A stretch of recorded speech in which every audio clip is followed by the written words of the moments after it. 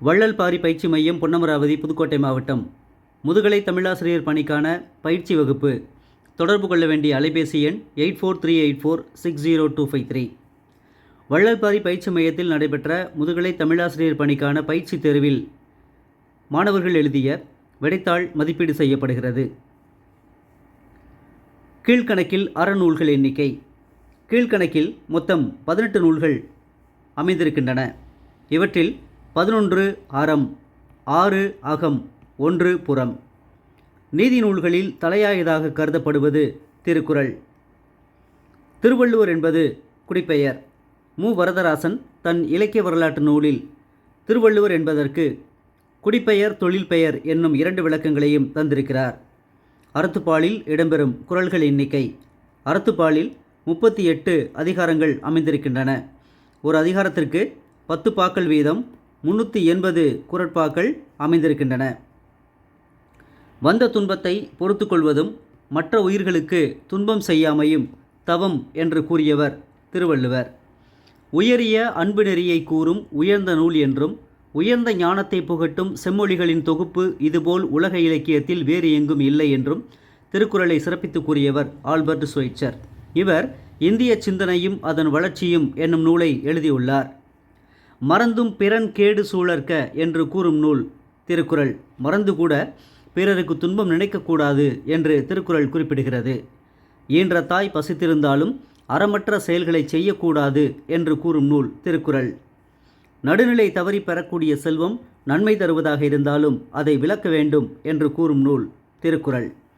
மன்னனுடைய வேல் அவனுக்கு வெற்றி தராது, செங்கோல் தவறாமல் இருப்பதே வெற்றி என்று கூறியவர் திருவள்ளுவர். காலம் கடந்த பொதுமை நூலாக கருதப்படுவது திருக்குறள். மனைவி நல்லவளாக அமையாவிட்டால் குடும்ப வாழ்க்கையில் எதுவும் இல்லை என்று கூறும் நூல் திருக்குறள். திருக்குறளில் வாழ்வின் முழுமையை காட்டும் பால் அறத்துப்பால். அறத்துப்பால் ஒரு மனிதன் முழுமையடைவதற்கான வழிகாட்டுகிறது. நாலடியாரை ஆங்கிலத்தில் மொழிபெயர்த்தவர் ஜி.யு. போப். ஜி.யு. போப் அவர்கள் நாலடியாரை முழுமையாக ஆங்கிலத்தில் மொழிபெயர்த்துள்ளார். செல்வம் நிலையான பொருளாக கருதத்தக்கதன்று என்று கூறும் நூல் நாலடியார். நாலடியாரின் தொடக்க அதிகாரங்கள் செல்வம் நிலையாமை, இளமை நிலையாமை முதலான நிலையாமை சிந்தனைகளை விளக்கியிருக்கின்றன. நிலையில்லாத உடம்பை நன்மைக்காக உழைக்கச் செய்து அதன் பயனை கொண்டவர்கள் யமன் வரும்போது துயரப்படுவதில்லை என்று கூறும் நூல் நாலடியார். கீழ்கணக்கில் சிறு தொடர்களில் நீதியை உணர்த்தும் நூல் முதுமொழி காஞ்சி. முதுமொழி காஞ்சி 10 பத்துகளாக அமையப்பெற்ற நூலாகும். இந்நிலையில் இடம்பெறும் பாக்கள் எண்ணிக்கை 45. சேரமான் கணைக்கால் இரும்பொறையை மீட்பதற்காக பொய்கையார் பாடிய நூல் களவழி 40. களவழி 40 கழுமலம் போர்க்களத்தில் சோழன் செங்கணானுக்கும் சேரமான் கணைக்கால் இரும்பொறைக்கும் நடைபெற்ற போரை பற்றி பாடுவது. சேரன் போரில் தோற்று சிறை வைக்கப்பட்டான். அவரை மீட்பதற்காகவே பொய்கையார் இவ்விலக்கியத்தை பாடினார். நாட்டிய கலையில் தேர்ச்சி பெற்ற பெண்கள் விரலியர் எனப்பட்டனர்.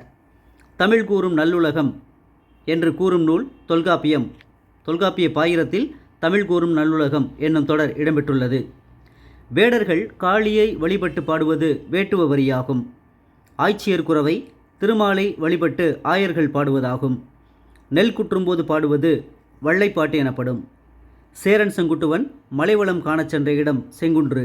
இச்செங்குன்று பேரியாற்றங்கரையில் அமைந்திருப்பதாக மூவா தமிழ் இலக்கிய வரலாறு குறிப்பிடுகிறது. கண்ணகிக்கு முதலில் தெய்வநிலை தந்தவர்கள் குன்றக்குறவர்கள். குன்றக்குறவர்கள்தான் முதலில் வேங்கை மரத்தடியில் நின்ற கண்ணகியை கண்டு அவளை தெய்வமாக போற்றி வணங்குகிறார்கள். அரசாட்சி எளியதல்ல, துன்பத்திற்குரியது என்று கூற்று நிகழ்த்தியவன் சேரன் செங்குட்டுவன். பத்தினி கடவுளை பரசல் வேண்டும். இது சேரன் செங்குட்டுவன் மனைவி வேண்மாள் கூற்று. சிலப்பதிகார கதை நாட்டுப்பாடல் வடிவமாக காணப்படும் நாடு இலங்கை. அங்கு மட்டக்களப்பு பகுதியில் நாட்டுப்பாடல் வடிவமாக வழங்கப்படுகிறது. மாரியம்மன் கோயில் விழாக்களில் சிறப்பு பெறும் அணிகலன் சிலம்பு. கண்ணகியின் பிற்கால பிறப்பாக கருதப்படும் பிறப்பு காளி. திரௌபதி கோயில் திருவிழாவில் தீமிதிக்கும் நிகழ்வு கண்ணகி மதுரையை எரித்த தொன்மத்தை அடிப்படையாக கொண்டதாகும். பத்தினி வழிபாடு சிறப்பிக்கப்படும் சிலப்பதிகார காண்டம் வஞ்சிக்காண்டம். கோவலன் மாதவிக்கு எழுதிய கடிதங்கள் 2. கொள்ளையஞ்சாரல் குறுந்தொசித்தவன் மாயவன் திருமால். கரியவனை காணாத கண் என்ன கண்ணே, கண்ணிமைத்து காண்பார்தம் கண்ணென்ன கண்ணே என்னும் பாடல் இடம்பெறும் பகுதி ஆய்ச்சியர் குரவை. கண்ணகி தன் கணவன் கொல்லப்பட்ட செய்தியை அறிந்து புலம்பி அழும் பகுதி துன்பமாலை. கொலை செய்யப்பட்ட கோவலனின் உடலை கண்டு கண்ணகி கதரும் பகுதி ஊர்சூழ் வரி. சமண பெண்துறவி கவுந்தியடிகள் இடம்பெறும் காப்பியம் சிலப்பதிகாரம். பௌத்த சமயத்துறவி அரவணடிகள் இடம்பெறும் காப்பியம் மணிமேகலை. அறமெனப்படுவது யாதன கேட்பின் மறவாது இது கேள், மண்ணுயிர்க்கெல்லாம் உண்டியும் உடையும் உரையிலும் அல்லது கண்டதில் என்று கூறும் நூல் மணிமேகலை. சிறைச்சாலையை அறச்சாலையாக மாற்றியவன் மாவன் கிள்ளி என்னும் சோழ மன்னன். ஏழிசையாய் இசைப்பயனாய் உள்ளவன் இறைவன் என்றவர் சுந்தரர். நாளும் இன்னிசையால் தமிழ் பரப்பும் ஞானசம்பந்தன் என்றவர் சுந்தரர். தமிழோடு இசைப்பாடல் மறந்தறியேன் என்றவர் திருநாவுக்கரசர். 6ஆம் நூற்றாண்டில் தோன்றிய ஆழ்வார்கள் எண்ணிக்கை 3: பொய்கை ஆழ்வார், பூதத்தாழ்வார், பேயாழ்வார். அன்பும் சிவமும் இரண்டென்பார் அறிவிலார் என்று பாடியவர் திருமூலர். தமிழில் மிக பழமையான பக்தி பாடல்கள் என்று கருதத்தக்கவை காரைக்காலம்மையார் பாடல்கள். காரைக்காலம்மையார் அற்புத திருவந்தாதி, திருவிரட்டை மணிமாலை, திருவாலங்காட்டு மூத்த திருப்பதிகங்கள் ஆகிய இலக்கியங்களை படைத்திருக்கிறார். நாராயணனுக்கு ஞானத்தமிழை விரும்பி பாடிய நான் உருகி ஞான விளக்கு ஏற்றினேன் என்று பாடியவர் பூதத்தாழ்வார். அன்பே தகலியாக என்னும் பாடலை பாடியவர் பூதத்தாழ்வார். கடவுளை உண்மையான அன்போடு மலர் தூவி வழிபட்டால் போதும் துன்பங்கள் விலகி போகும் என்று பாடியவர் பூதத்தாழ்வார். திருநீலகண்ட யாழ்ப்பாணர் இவரது பாடல்களுக்கு யாழ் வாசித்தார்.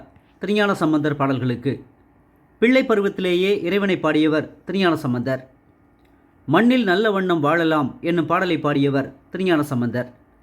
கோளறு பதிகம் பாடியவர் திருஞான சம்பந்தர். திருஞான சம்பந்தர் பிறந்த ஊர் சீர்காழி. திருநாவுக்கரசர் பிறந்த ஊர் திருவாமூர்.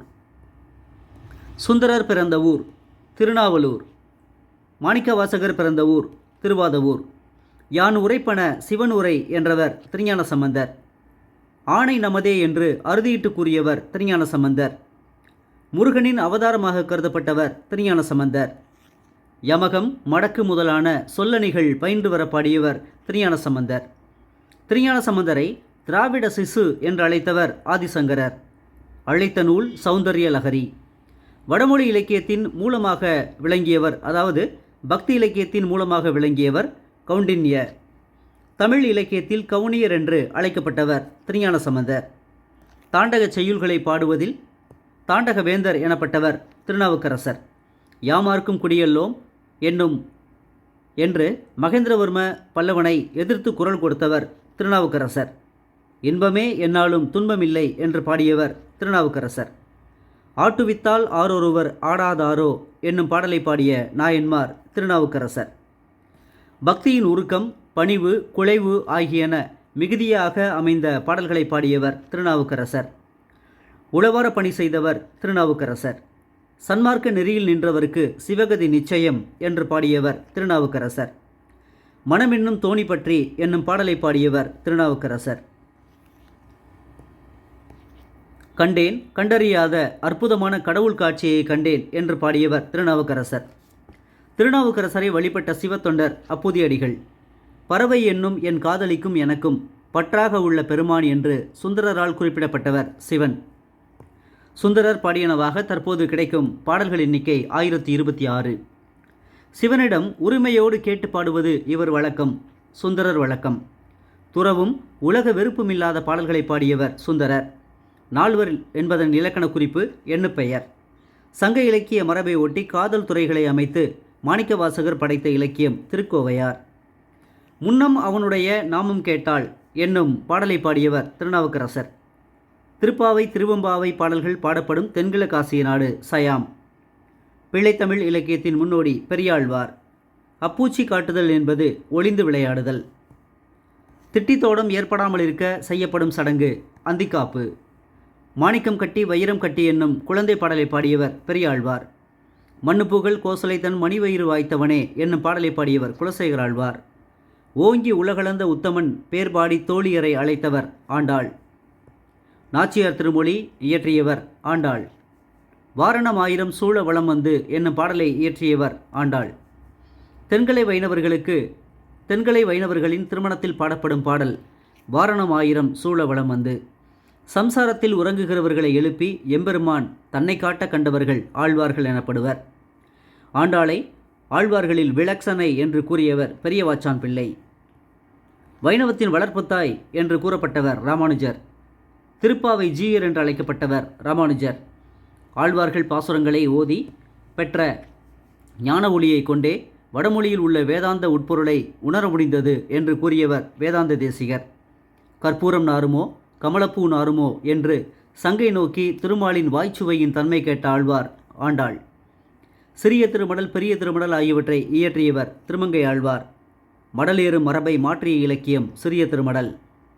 மாதவனை வரக்கொட்டாய் பள்ளிக்குட்டி என்று பாடியவர் திருமங்கை ஆழ்வார். படிக்கல்லாக கிடந்து உன் பவளவாய் காண்பேன் என்று திருமாலை பாடியவர் குலசேகர ஆழ்வார். குலசேகரன் படி அமைந்திருக்கும் வைணவ திருத்தலம் திருப்பதி. மீனாக செண்பகமாக குருகாக வெங்கடமலையில் பிறக்க விரும்பியவர் குலசேகர ஆழ்வார். பெற்ற தாய் சினம் கொண்டு குழந்தையை நீக்கினாலும் அவளுடைய அன்பை நினைத்து அழும் குழந்தை போல இருக்கிறேன் என்று திருமாலை குலசேகர ஆழ்வார் பாடிய தலம் திருவித்துவக்கோடு. வாளால் அறுத்துச் சுடினும் மருத்துவன்பால் மாழா காதல் கொள்ளும் நோயாளன் போல் இருக்கிறேன் என்று பாடியவர் குலசேகர ஆழ்வார். பதிகம் ஒன்றில் இராமாயண கதையை சுருக்கமாக பாடியவர் குலசேகர ஆழ்வார். 4 வேதங்களின் சாரம் என்று அழைக்கப்படுவன நம்மாழ்வார் பாடல்கள். பக்தி உணர்வுக்கு மட்டுமல்லாமல் தெளிந்த மெய் உணர்வுக்கு சிறந்த களஞ்சியமாக விளங்குவது திருவாய்மொழி. தென்கலை வைணவர்களுக்கு வேதத்தை விட உயர்ந்தது திருவாய்மொழி. என்னுடைய வாய் கொண்டு மானுடம் பாட வந்த கவி அல்லேன் என்றவர் நம்மாழ்வார். செல்லும் தேயத்திற்கு உறுதுணை தேடுமின் என்று கூறும் காப்பியம் சிலப்பதிகாரம். உண்ணும் சோறு பருகும் நீர் தின்னும் வெற்றிலை அனைத்தும் கண்ணனே என்றவர் நம்மாழ்வார். பல்லவர் காலம் பக்தி இலக்கிய காலம் என்று அழைக்கப்படுகிறது. உங்களுடைய உறுதியான வெற்றிக்கு வள்ளல் பாரி பயிற்சி மையத்தில் இணைந்து பயன்பெறுங்கள். மிக குறைந்த கட்டணம், தரமான பாடம் நடத்தும் முறை, ஆன்லைன் மற்றும் ஆஃப்லைன் வழியாக வகுப்பு நடைபெறுகிறது. மிக குறைந்த இடங்கள் மட்டுமே மாணவர்கள் சேர்க்கப்படுவார்கள். நன்றி, வணக்கம்.